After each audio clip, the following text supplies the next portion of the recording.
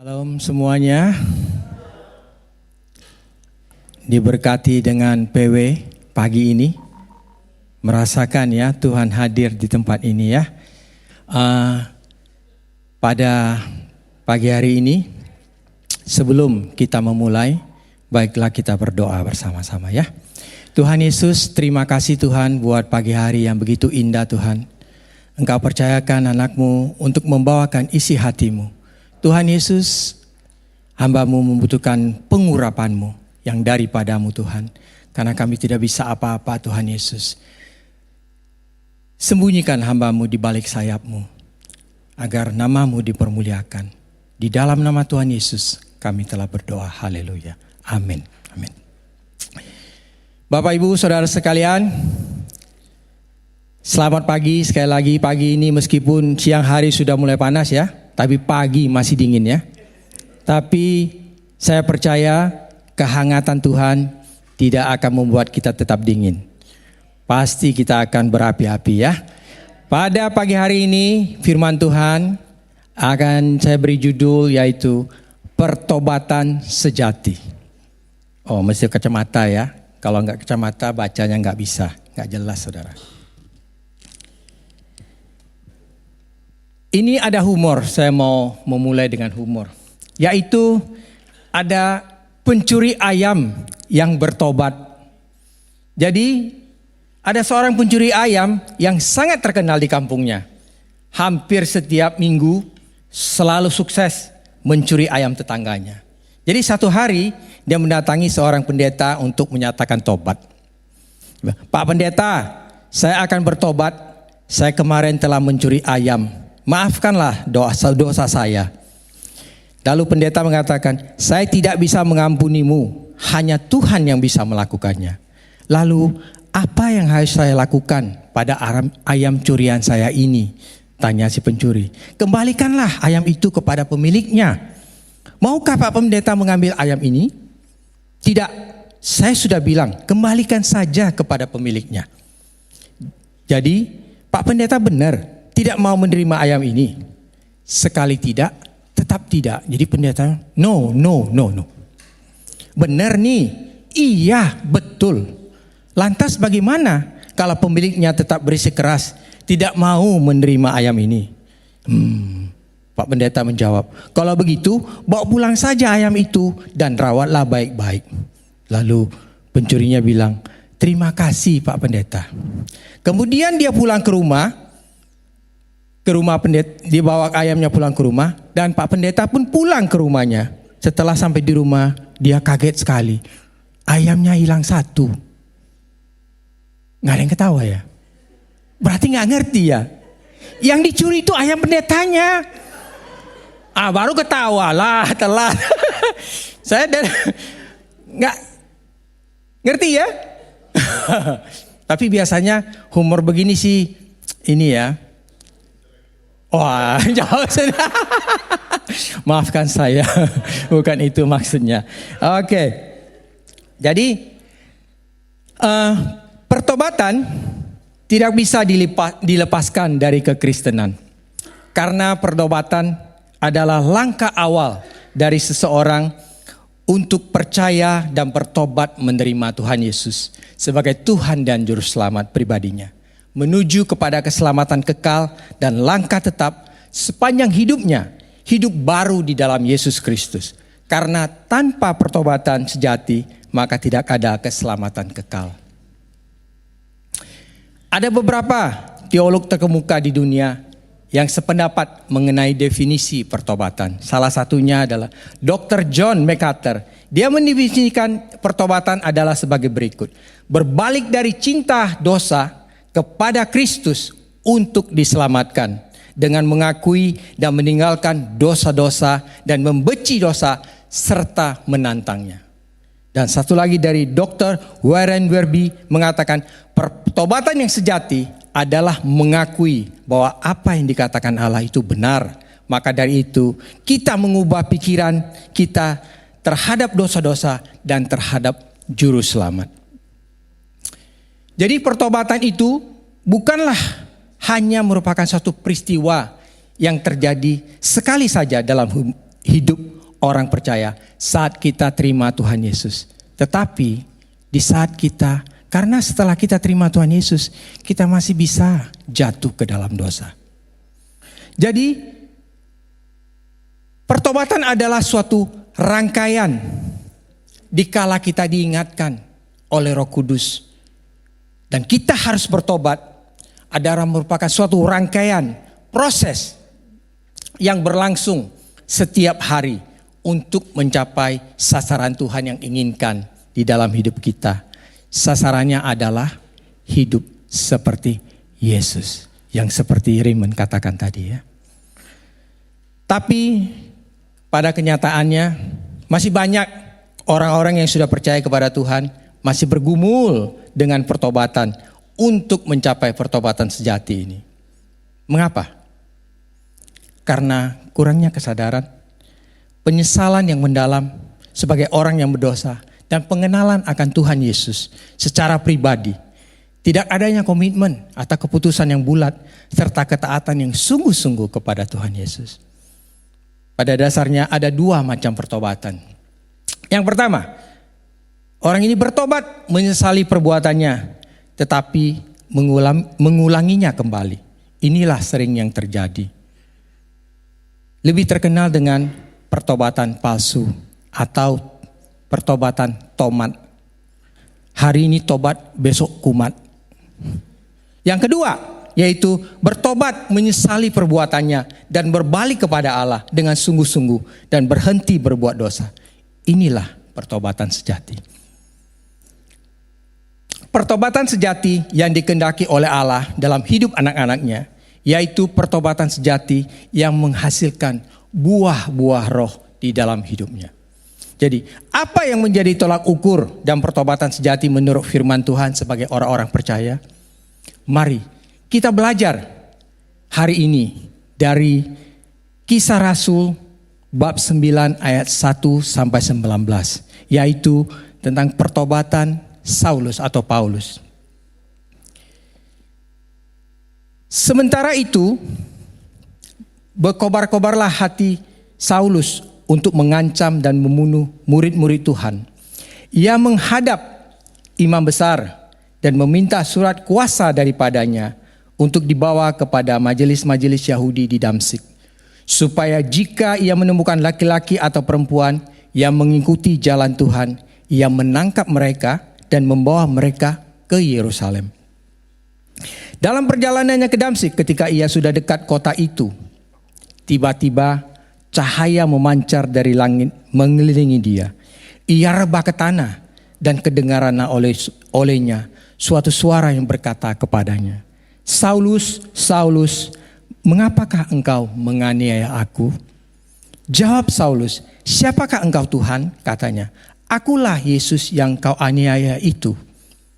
Tetapi bangunlah dan pergilah ke dalam kota. Di sana akan dikatakan kepadamu apa yang harus kau perbuat." Maka terbangun-bangunlah teman-temannya seperjalanan, karena memang mereka mendengar suara itu, tetapi tidak melihat seorang pun. Saulus bangun dan berdiri, lalu membuka matanya, tetapi ia tidak dapat melihat apa-apa. Mereka harus menuntun dia masuk ke Damsyik. 3 hari lamanya ia tidak dapat melihat, dan 3 hari lamanya ia tidak makan dan minum. Di Damsyik ada seorang murid Tuhan bernama Ananias. Firman Tuhan kepadanya dalam suatu penglihatan. Ananias jawabnya, "Ini aku Tuhan." Firman Tuhan, "Mari, pergilah ke jalan yang bernama jalan lurus dan carilah di rumah Yudas seorang dari Tarsus yang bernama Saulus. Ia sedang berdoa." Dan dalam suatu penglihatan ia melihat bahwa seorang yang bernama Ananias masuk ke dalam rumah dan menempangkan tangannya ke atasnya supaya ia dapat melihat lagi. Jawab Ananias, "Tuhan, dari banyak orang yang telah kudengar tentang orang itu, betapa banyaknya kejahatan yang dilakukannya terhadap orang-orang kudusmu di Yerusalem.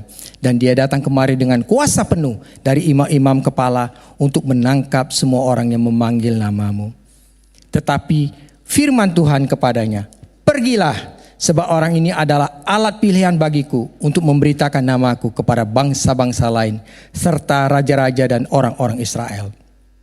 Aku sendiri akan menunjukkan kepadanya betapa banyak penderitaan yang harus ia tanggung oleh karena namaku.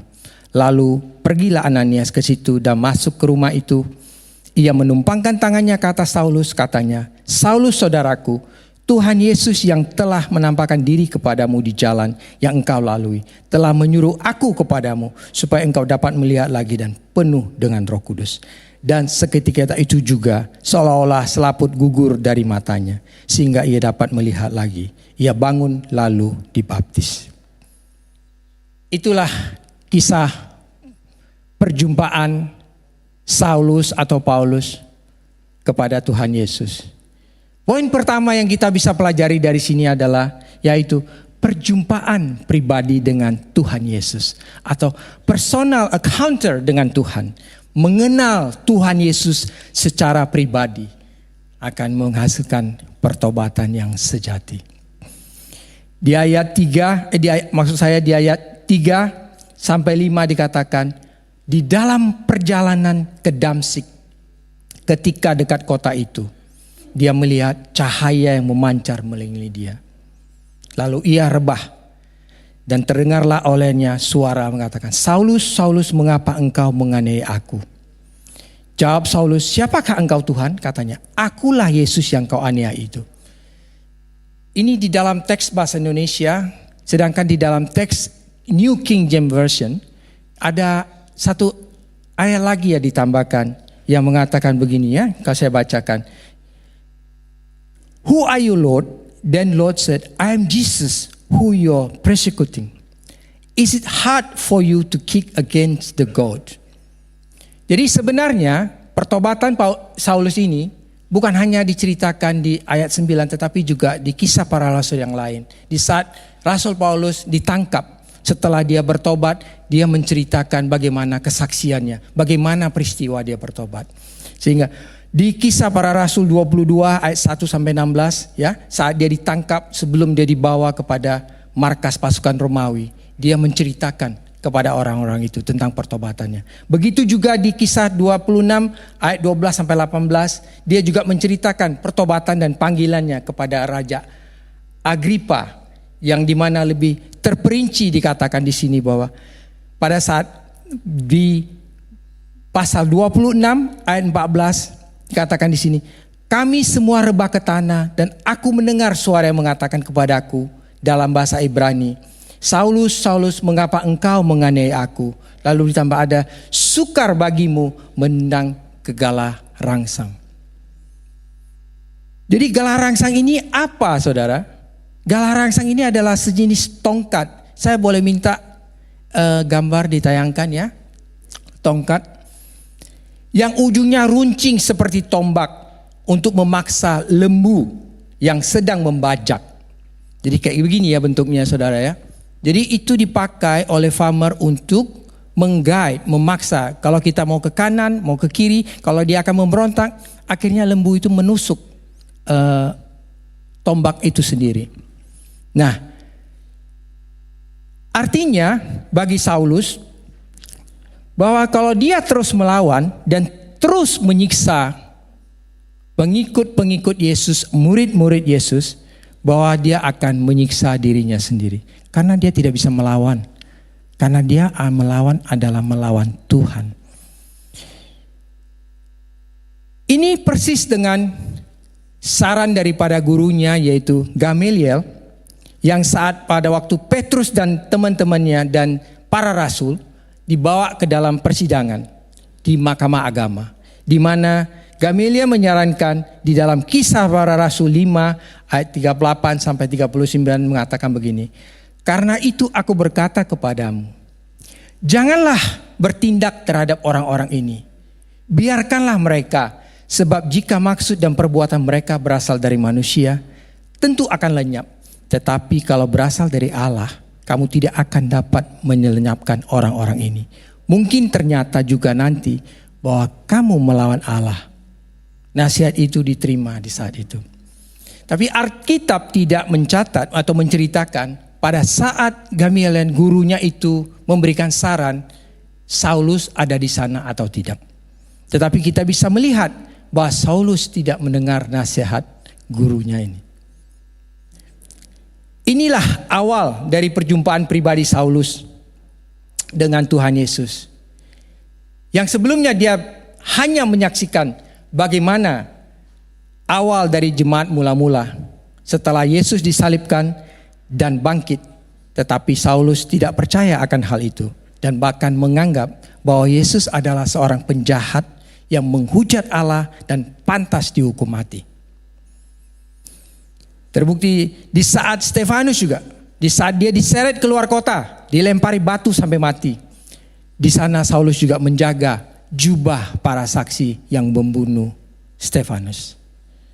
Saulus juga setuju bahwa Stefanus mati dibunuh oleh orang-orang Yahudi. Selama ini Saulus belum pernah mengalami namanya perjumpaan pribadi dengan Yesus. Hanya menyaksikan tetapi tidak mengalaminya sendiri. Dia menyangka bahwa dia berbuat itu adalah untuk membela Tuhannya. Karena dia merasa bahwa ini Yesus yang baru datang bawa ajaran baru yang menentang ajaran nenek moyang yang hukum Taurat yang dibawa oleh Musa. Dan dia belum menyadari bahwa Yesus itu sendiri adalah Tuhan yang menjelma menjadi manusia. Saulus paham sekali mengenai kitab suci karena dia adalah murid yang pintar, yang hebat. Suatu kali di dalam perjanjian lama ada peristiwa di mana bangsa Israel menyembah Baal dan para lelaki-lelakinya mengambil perempuan Midian lalu untuk memperkenalkan kepada keluarganya, di mana Pinehas menikam dia dengan tombak. Seperti di dalam Bilangan 25 ayat 11 dikatakan begini, Pinehas anak Eleazar, anak Imam Harun telah menyurutkan murkaku daripada orang Israel. Karena ia begitu giat membela kehormatanku di tengah-tengah mereka. Sehingga tidaklah kuhabisi orang Israel dalam cemberuku. Jadi Paulus menyangka bahwa dia menganiaya murid-murid Tuhan, dia itu berbuat bakti kepada Tuhan. Makanya Saulus berkobar-kobar. Dia mengancam, dia membunuh murid-murid Tuhan. Bahkan tidak puas, bahkan sampai ke Damsyik. Tidak puas hanya sekedar di Yerusalem. Damsyik itu kira-kira sekitar 210 km dari northeast of Jerusalem. Jadi kira-kira ada 6 hari perjalanan. Di sanalah dia bertemu dengan Tuhan Yesus. Sesungguhnya perjumpaan ini adalah inisiatif dari Tuhan Yesus yang telah datang kepada Saulus untuk memilih dia untuk menjadi penginjil bagi orang-orang non-Yahudi. Berbahagialah kita yang hari ini bisa percaya dan menerima Tuhan Yesus sebagai Tuhan dan Juru Selamat pribadi kita. Karena anugerah Tuhan yang diberikan kepada kita. Kita ini orang-orang pilihan, saudara. Berbahagialah kita. Yohanes 15 ayat 6 mengatakan, bukan kamu yang memilih aku, tetapi aku yang memilih kamu, kata Tuhan Yesus. Aku telah menetapkan kamu supaya kamu pergi menghasilkan buah dan buah-buahmu itu tetap, supaya apa yang kamu minta kepada Bapa dalam namaku diberikan kepadamu. Jadi peristiwa itu merupakan titik balik bagi Saulus. Bertobat sungguh-sungguh. Ternyata Yesus yang sudah mati dan bangkit itu benar adanya. Yang selama ini dia tidak percaya. Jadi yang disaksikan para murid dulunya dia gak percaya. Dan setelah kejadian ini baru dia percaya bahwa benar-benar bahwa Tuhan Yesus itu hidup, tidak mati. Terlebih lagi di saat dia menyaksikan cahaya yang melebihi terang dari matahari. Saudara tahu bahwa peristiwa ini bukan di malam hari, tetapi di siang hari, di tengah siang matahari yang begitu menyinar. Terang itu, terang kemuliaan Tuhan melebihi daripada cahaya matahari itu sendiri.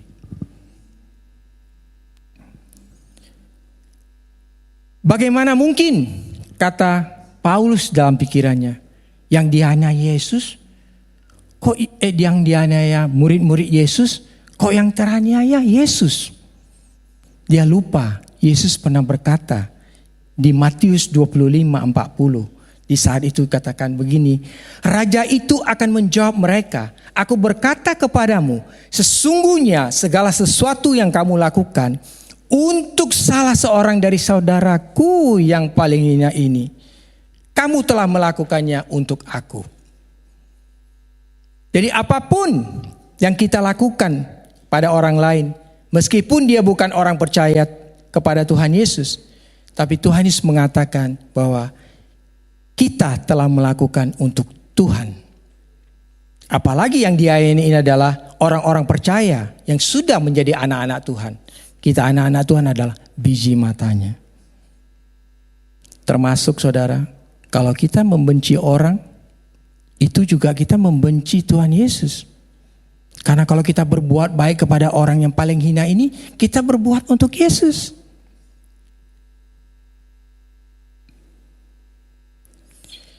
Kejadian ini merupakan sesuatu yang sangat spektakuler bagi Saulus yang belum pernah dialaminya. Bahkan dia menjadi buta karena sinar terang kemuliaan Tuhan yang luar biasa. Dia buta selama 3 hari lamanya, tidak bisa melihat, dan dia juga tidak makan dan tidak minum, yaitu berdoa sambil berpuasa. Dia langsung menyadari bahwa yang dilawan ini sungguh Tuhan, bukanlah manusia. Sehingga dia mengalami satu pertobatan yang sungguh-sungguh untuk melihat bahwa Tuhan itu sungguh-sungguh Tuhan yang hidup. Yang tidak seperti yang dia bayangkan, yang hanya mati dan tidak ada apa-apanya. Pertanyaannya saudara, apakah saudara di saat saudara bertobat menerima Tuhan, apakah saudara mengalami perjumpaan dengan Tuhan Yesus secara pribadi, atau hanya kata orang, atau hanya menyaksikan orang punya mujizat, atau yang lebih-lebih yang lahir di keluarga Kristen, yang notabene dari lahir sudah Kristen. Perjumpaan pribadi dengan Tuhan Yesus bukan harus sama seperti Paulus ya. Ada suara yang, "Hei Steven." Bukan begitu saudara. Atau, "Hei Natalie. Hei Markus, lagi ngapain kamu?" Bukan begitu saudara. Enggak harus begitu ya. Pertobatan perjumpaan dengan Yesus kita masing-masing.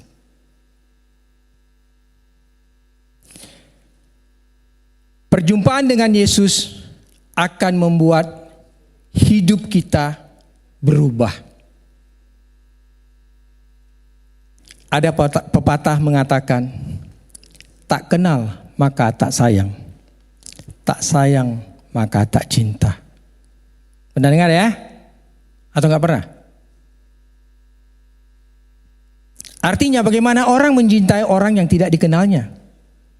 Saya suka menambahnya ya, pepatah ini. Saya lanjutkan, kalau tak cinta, tak jadi kawin, kecuali kawin paksa atau terpaksa karena ada agenda. Tahu ya saudara ya, banyak yang kawin karena bisnis, banyak yang kawin karena well kita nggak tahu. Itu maksudnya ya.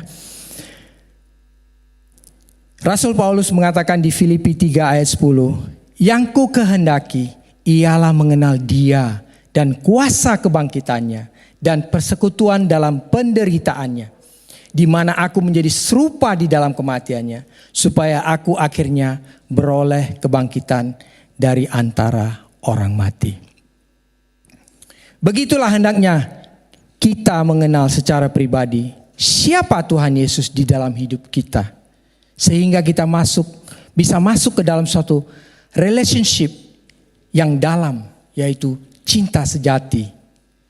Jangan jadikan pertobatan hanya memperoleh keselamatan, tapi jadikanlah pertobatan kita karena kita mengasihi Tuhan dan kita ingin taat untuk setiap perintahnya. Kita harus mengingat keselamatan adalah anugerah Tuhan yang Tuhan berikan kepada kita karena yang mengasihi kita semua. Kekristenan bukanlah agama, tetapi kekristenan adalah hubungan pribadi dengan Tuhan Yesus.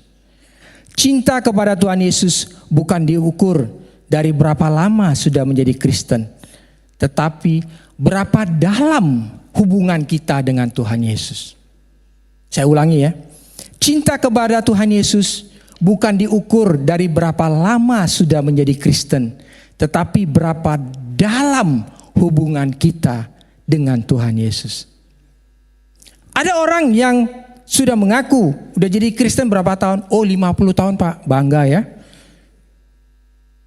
Tetapi orang tidak bisa melihat sesuatu dari hubungan itu. Tidak ada kelihatan buahnya. Dan tidak ada perubahan di dalam dirinya. Tetapi ada orang yang lahir baru beberapa tahun, tapi sudah begitu dalam hubungannya, begitu intim dengan Tuhan Yesus, sampai bisa mendengar suara Roh Kudus dan taat dalam perintah-perintahnya, dan bisa dilihat dari perubahan hidupnya yang 180 derajat. Apakah ada perubahan di dalam hidup kita setelah kita bertobat sungguh-sungguh? Apakah kita masih orang yang sama dengan sebelum kita menerima Tuhan Yesus? Kita bisa menjawabnya sendiri ya. 2 Korintus ayat 5, maksud saya bab 5 ayat 17. Jadi siapa yang ada di dalam Kristus, ia adalah ciptaan baru. Yang lama sudah berlalu, sesungguhnya yang baru sudah datang. Perubahan hidup ini bersifat menyeluruh, meliputi hati, pikiran, akal budi, perasaan, kemauan, pola hidup, gaya hidup kita. Ini PR buat kita ya, nanti dikerjakan di rumah. Kita ambil kertas kosong, bagi 2. Sebelum percaya Yesus, sesudah percaya Yesus. Kita tuliskan apa-apa sebelumnya gimana dan sesudahnya gimana. Contoh ya, dulunya suka gosip, tapi sekarang sudah enggak karena udah percaya Tuhan Yesus sudah percaya. Dulunya suka mabuk, sekarang sudah tidak mabuk lagi. Dulunya suka sombong, selalu memandang rendah orang lain karena kaya, pinter, ganteng dan sebagainya. Tapi sekarang sudah enggak, mencintai semua orang. Dulunya kalau berdoa selalu endingnya Tuhan untuk aku, Tuhan semuanya aku, endingnya semua aku. Tapi sekarang setelah terima Tuhan Yesus dan bertobat sungguh-sungguh, bisa mendoakan orang lain. Itu contoh saudara ya. Nanti kita listkan di rumah sendiri. Perubahan ini akan bisa dirasakan oleh orang-orang yang paling dekat dengan kita, yaitu di lingkungan keluarga, tempat kerja, teman-teman dekat kita. Mereka pasti akan tahu, ini berubah nih. Kalau tidak ada perubahan sama sekali, maka pertobatan kita itu bisa menjadi tanda tanya besar. Apakah kita sungguh-sungguh sudah bertobat atau lahir baru? Roma 12 ayat 2 mengatakan, janganlah kamu menjadi serupa dengan dunia ini, tetapi berubahlah oleh pembaharuan budimu, sehingga kamu dapat membedakan mana kehendak Allah, apa yang baik, yang berkenan kepada Allah, dan yang sempurna. Kebenaran firman Tuhan ini mengandung suatu peringatan atau perintah untuk setiap kita orang percaya untuk bertobat, namun memerlukan proses karena membutuhkan pembaharuan pikiran. Itu tidak bisa dilakukan seperti membalikkan telapak tangan. Jadi itu ada satu proses. Sehingga pertobatan sejati sesuai dengan firman Tuhan di atas adalah pertobatan yang harus terjadi, berlangsung setiap hari secara terus menerus dalam sepanjang hidup kita orang percaya. Sehingganya kita bisa memiliki pikiran dan perasaan Kristus.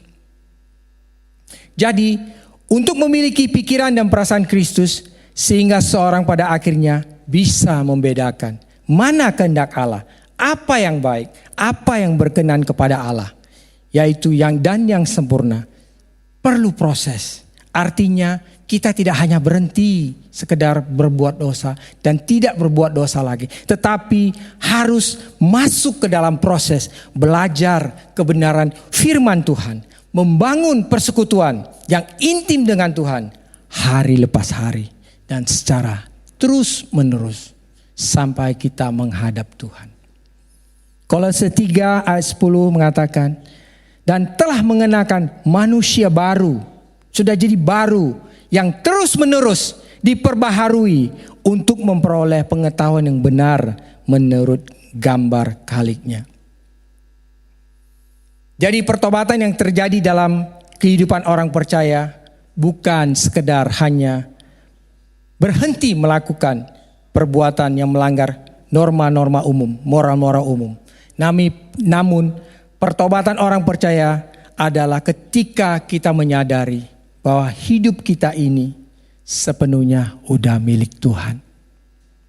Tuhan berhak atas hidup kita. Sehingga kita harus belajar setiap hari, sisa hidup kita ini sebelum kita dipanggil Tuhan, untuk mengerti dan mengenal apa kehendak Tuhan. Dan kita hidup memakai pikiran Kristus. Ada satu kesaksian, saudara. Ada seorang anak kecil, dia berdiri di pinggir jalan. Selagi papanya bersaksi kepada banyak orang. Dia bersaksi, dia mengatakan bahwa bagaimana Tuhan telah menyelamatkan dia dan menarik dia dari gaya hidup seorang pemabuk. Jadi setiap hari kerjanya, saudara, mabuk, gajian dibeli untuk whisky, tiap hari pulang, mukul istri, mukul anaknya. Tapi pada saat itu, ada seorang yang sinis berdiri di antara kerumunan itu, mengatakan begini. Karena dia gak tahan dengar kesaksian itu. Dia bilang begini, "Hei, kenapa Anda tidak duduk dan diam saja orang tua? Anda hanya bermimpi." Tak beberapa lama kemudian, orang yang protes tadi merasa ada seseorang yang menarik lengan tangannya begini. Lalu dia menoleh ke belakang. Oh, ternyata ada gadis kecil. Anak itu menatapnya dengan berkata, "Tuan, itu adalah ayah saya yang saudara bicarakan. Anda mengatakan bahwa ayah saya seorang pemimpi?" Dia bilang begitu kepada orangnya. "Biar saya ceritakan kepada Anda tentang ayah saya. Ayah saya dulu pemabuk dan malam-malam pulang ke rumah memukuli ibu saya dan termasuk saya. Ibu menangis sepanjang malam. Dan Tuan, kami tidak memiliki pakaian-pakaian bagus untuk dipakai karena ayah selalu membelinya untuk whisky. Kadang-kadang saya tidak memiliki sepatu untuk dikenakan ke sekolah. Tapi lihatlah sepatu dan baju ini. Ayah saya mempunyai pekerjaan yang baik sekarang." Lalu gadis kecil ini menunjuk ke arah sana mengatakan, "Anda melihat seorang wanita yang duduk tersenyum di sana? Itu adalah ibu saya," dia bilang. Dia tidak menangis lagi sepanjang malam, tapi sekarang dia menyanyi. Kemudian suatu pukulan yang hebat, anak itu berkata, "Yesus telah merubah ayah saya. Yesus telah merubah kami. Tuan, jika ayah saya sedang bermimpi," dia bilang, "tolong jangan bangunkan dia." Kesaksian pertobatan dan perjumpaan dengan Yesus ini sungguh memberikan satu inspirasi bagi kita semua. Perjumpaan dengan Yesus secara pribadi dapat mengubah hidup seseorang dari pemabuk berat, memukul istri, sehingga sekarang menjadi seorang bapak yang baik, suami yang baik. Bisa dirasakan oleh istri dan anak-anaknya. sehingga anak-anaknya juga berani bersaksi kepada orang lain bahwa ayahnya sudah berubah. Saya memberikan satu ilustrasi. Tahu belum tentu kenal. Siapa yang tidak tahu Bapak Jokowi di tempat ini? Semuanya tahu ya. Seluruh Indonesia, anak-anak kecil sampai tua pasti tahu Bapak Jokowi. Termasuk kita yang udah di Australia. Saya udah 27 tahun di sini. Saya tahu Pak Jokowi. Tapi saya kenal nggak dengan Pak Jokowi? Kenal nggak saudara dengan Pak Jokowi? Tahu nggak nomor HP-nya, mobilnya? Tahu nggak nomor WhatsApp-nya? Kita tahu mungkin secara umum, tapi kita tidak tahu secara pribadi. Kesukaannya apa? Kalau makan suka apa? Untuk mengenali secara pribadi dibutuhkan komunikasi, dibutuhkan pendekatan, dibutuhkan hubungan untuk bisa lebih kenal, lebih dalam.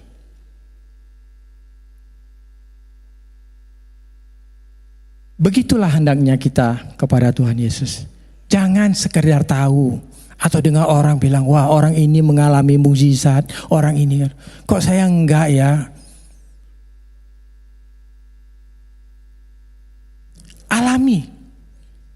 Alami sendiri. Mari kita mengenal Tuhan secara pribadi.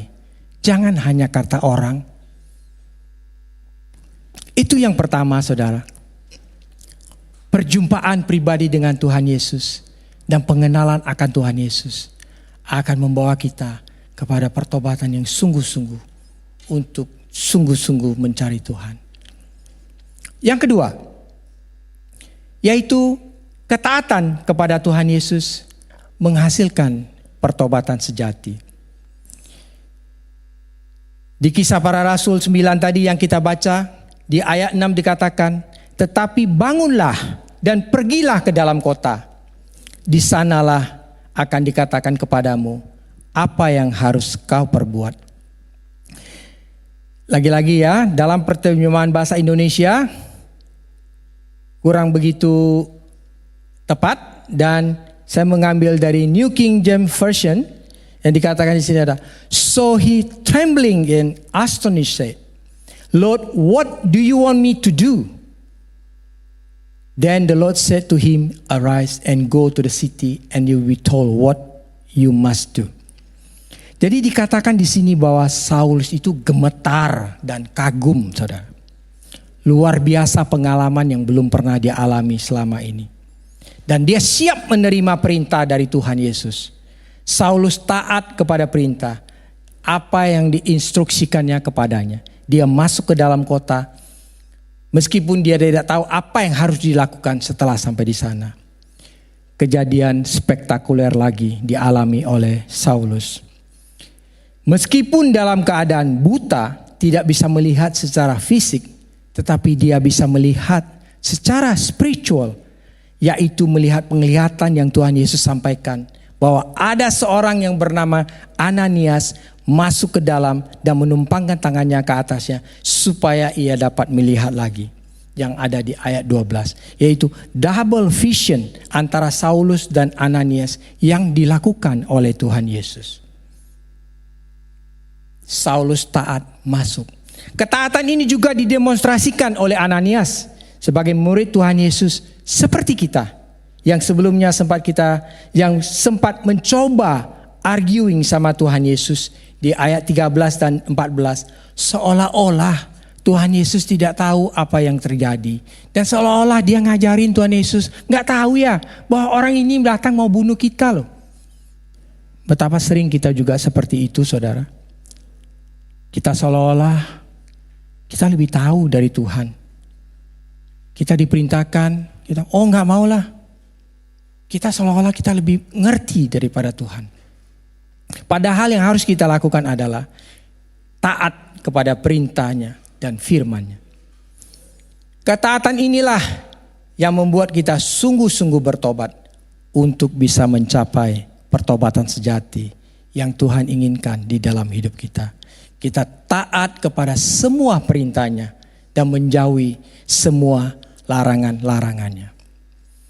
Galatia 5 ayat 24 sampai 25 dikatakan begini firman Tuhan.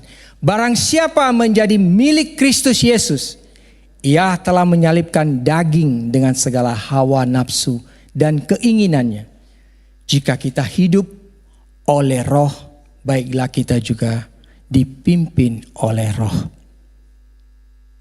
Janganlah mengandalkan kekuatan kita sendiri, tetapi andalkanlah Roh Kudus yang ada di dalam diri kita. Kita selalu mau dan taat dipimpin oleh Roh Kudus. Karena kalau kita sering-sering mengabaikan bisikan Roh Kudus, lama-lama kita tidak peka lagi kepada pimpinan Roh Kudus. Ketaatan itu artinya submit, tunduk terhadap pimpinan Roh Kudus di dalam hidup kita.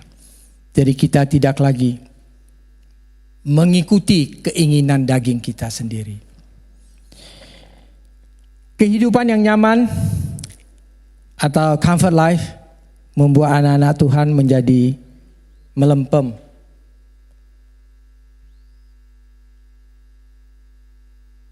Pada dasarnya manusia itu suka taken for granted, saudara ya. Banyak orang mau cari Tuhan kalau ada masalah karena membutuhkan pertolongan, baru rajin berdoa. Kalau tidak, ya kalau ingat. Dan kalau sudah keluar dari masalah, lupa dia sama Tuhannya. Kehidupan di Sydney, kita di Australia ini sangat nyaman, saudara. Betul nggak? Nyaman, pemerintah bagus, ekonomi secara umum baik-baik. Tapi akhir-akhir ini ada gejolak sedikit ya, interest rate naik, harga barang-barang naik. Tapi puji Tuhan, semua kita dipelihara Tuhan, benar? Tidak ada yang kekurangan, betul? Ya, Tuhan masih baik sama kita. Tapi pernahkah kita berpikir bahwa ada sebagian di negara-negara yang bahkan ibadah pun dilarang? Kita di Australia mau ibadah, mau sampai 10 kali, siapa yang larang? Gak ada. Penganiayaan terhadap orang-orang percaya? Gak ada. Larangan terhadap baca firman juga gak ada. Kita di-train mau baca firman Tuhan, gak ada yang larang. Tetapi di sebagian negara, kalau ketahuan punya kitab suci, bisa ditangkap dan dipenjarakan. Justru kita lihat mereka lebih sungguh-sungguh militan, semangat, radikal dalam hal beribadah. Baca firman, pelayanan dan juga penginjilan. Tuhan Yesus juga memberikan teladan kepada kita tentang ketaatan. Di mana dia sebagai sang firman yang hidup menjadi manusia, sebagai pribadi Allah yang kedua, taat kepada Allah Bapa pribadi yang pertama, sampai mati di kayu salib untuk menjalankan misi penyelamatan untuk umat manusia bagi saudara dan saya. Filipi 2 ayat 8 dikatakan, dalam keadaan sebagai manusia, ia telah merendahkan dirinya dan taat sampai mati, bahkan sampai mati di kayu salib. Bagaimana ketaatan kita, anak-anak Tuhan di sini? Sudahkah kita sungguh-sungguh taat kepada Tuhan Yesus dalam meninggalkan dosa, menjaga kekudusan hidup, mengambil bagian dalam panggilan hidup kita yang tertinggi? Begitu juga dengan perintah Tuhan Yesus bersaksi dan penginjilan yang dilakukan oleh Saulus setelah dia bertobat. Di Kisah Rasul 9 ayat 20, setelah itu dikatakan, ketika itu juga ia memberitakan Yesus di rumah-rumah ibadat dan mengatakan bahwa Yesus adalah anak Allah. Ketaatan kepada Tuhan adalah investasi hidup yang paling besar di dalam kekekalan. Saya mau tutup. Jadi saudara-saudara, bagaimana kita bisa mencapai satu pertobatan yang sejati, yang sungguh-sungguh, yaitu perjumpaan pribadi kita dengan Tuhan Yesus, mengenal Dia secara pribadi, bukan karena kata orang. Yang kedua, kita harus ketaatan kepada Tuhan Yesus dalam segala aspek kehidupan kita. Ambil komitmen untuk hidup di dalam pertobatan sejati. Ada beberapa pertanyaan yang akan dibawa pulang ya, sebagai PR juga ya. Sudahkah Anda hidup dalam pertobatan sejati? Atau masih adakah dosa yang Anda kompromikan? Mari periksa dengan sesama. Karena saya tidak tahu, hanya saudara yang tahu dan Tuhan yang tahu. Ya. Apa komitmen Anda untuk mulai saat ini, sekarang ini, bukan besok, bukan lusa, bukan minggu depan atau tahun depan, tapi saat ini. Ambil satu keputusan, ambil satu tindakan untuk hidup di dalam pertobatan sejati. Saya mengundang para pemusik.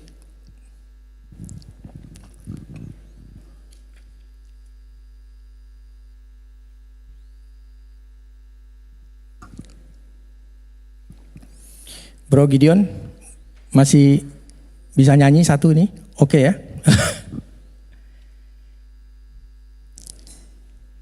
Bapak Ibu, lagu ini yaitu lagu Mengikut Yesus Keputusanku adalah terjemahan dari judul aslinya, I Have Decided to Follow Jesus. Lagu ini mungkin semuanya udah tahu atau ada yang belum tahu. Di balik lagu ini ada kisah nyata yang diangkat. Maka lagu ini terbentuk. Kisahnya begini saudara, jadi di sekitar tahun 1800-an di India, yaitu di suku Garo di Assam, ada satu keluarga, Nok Seng namanya. Dia itu menerima Tuhan Yesus satu keluarga. Tetapi di seluruh kampung itu tidak ada yang Kristen. Jadi satu hari kepala suku memanggil dia untuk supaya engkau mendinai imanmu yang baru ini. Lalu kepala suku bilang apa? Saya beri kesempatan, deny, declare bahwa kamu bukan Kristen. Dia bilang, tidak. Kalau tidak anak duamu ini dibunuh. Dia juga bilang, tidak. Akhirnya dua anaknya dibunuh saudara, dipanah. Cus. Setelah itu dia kepala suku bertanya lagi. Kalau engkau tidak deny, next one is your wife, istrimu. Dia juga tetap bilang, nehi, tidak. Akhirnya istrinya dibunuh. Akhirnya tinggallah dia sendiri. Dan kepala suku bilang, the last chance for you. Kalau engkau tidak deny, bahwa engkau juga akan menyusul keluargamu. Dia tetap mengatakan, tidak saudara. Alhasil saudara, kepala suku ini bertanya-tanya di dalam hatinya. Kok ada orang sampai begitunya percaya kepada orang yang namanya Yesus ini? Siapa dia? Sehingga dia searching, dia cari. Akhirnya dia berjumpa dengan Yesus. Saudara tahu, dia dan seisi kampungnya semuanya menerima Tuhan Yesus. Karena ada satu keluarga yang taat kepada Tuhan. Bahkan mati tidak takut. Bagaimana dengan kita? Kita belum dihadapkan kepada ketaatan yang harus mati. Ya, kita bisa nyanyikan lagu ini. Saya minta Raymond, tolong ya.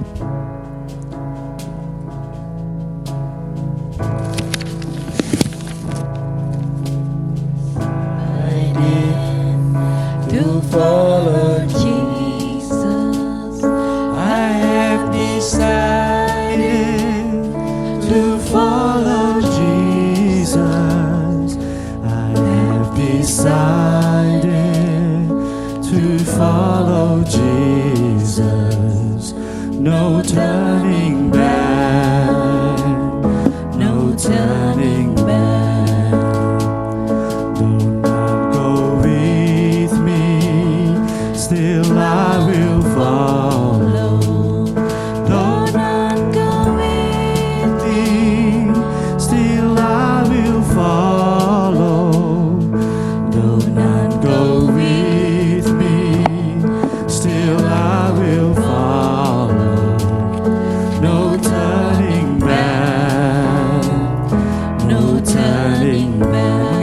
Yesus, mengikut Yesus, keputusanku. Mengikut Yesus, keputusanku. Mengikut Yesus, keputusanku. Ku tak ingkar, ku tak ingkar. Walau sendiri, walau sendiri, ku ikut Yesus. Walau sendiri, ku ikut Yesus. Walau sendiri, ku ikut Yesus. Ku tak ingkar, ku tak ingkar. Terima kasih. Mari kita berdoa. Tuhan Yesus, terima kasih Tuhan untuk firman-Mu hari ini. Tuhan, hamba-Mu telah menyelesaikan, memberitakan isi hati-Mu. Tuhan, Engkau menginginkan kami, jemaat-Mu di tempat ini dan juga di global Tuhan, untuk mempunyai pertobatan sejati, pertobatan yang sungguh-sungguh, yang lahir dari hati, mencintai Tuhan. Bukan karena hanya untuk keselamatan, tetapi lahir karena cinta kepada Tuhan Yesus. Tuhan, mampukan kami Tuhan, bukan dengan kekuatan kami sendiri, tetapi dengan Roh Kudus yang telah Kau utus kepada kami semua, agar kami mau hidup dipimpin oleh Roh Kudus. Submit sungguh-sungguh, memperbaiki segala tingkah laku kami Tuhan yang belum berkenan kepadamu. Tuhan Yesus, kami mau ambil keputusan hari ini juga Tuhan, untuk merubah. Tuhan Yesus, mampukan kami. Di dalam nama-Mu kami telah berdoa dan mengucap syukur. Haleluya. Amin.